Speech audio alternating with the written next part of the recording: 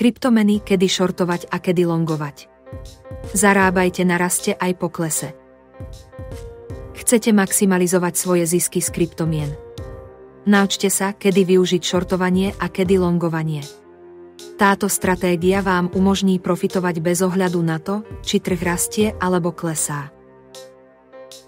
Longovanie znamená nákup kryptomeny s očakávaním, že jej cena porastie.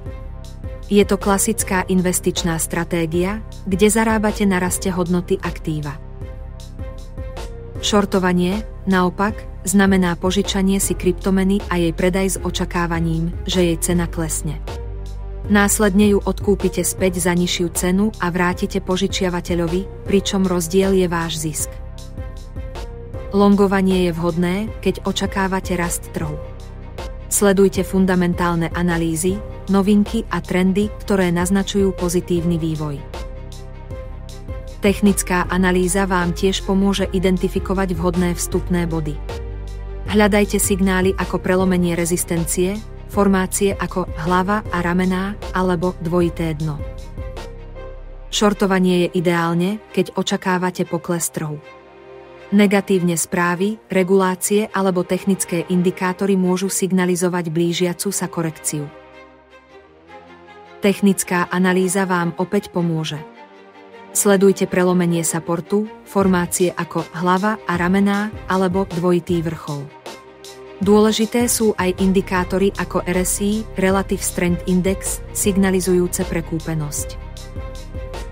Obchodovanie s kryptomenami je rizikové, a to platí aj pre šortovanie a longovanie. Vždy používajte stop-loss príkazy na ochranu svojho kapitálu.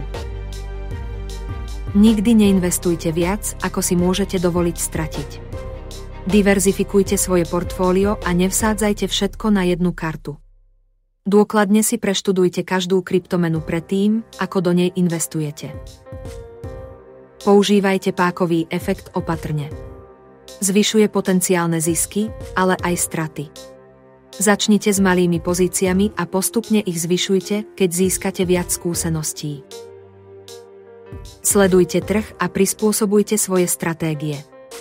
Kryptomenový trh je veľmi dynamický a rýchlo sa mení. Buďte flexibilní a pripravení reagovať na nové situácie. Chcete sa dozvedieť viac o obchodovaní s kryptomenami? Prihláste sa na odber nášho kanála.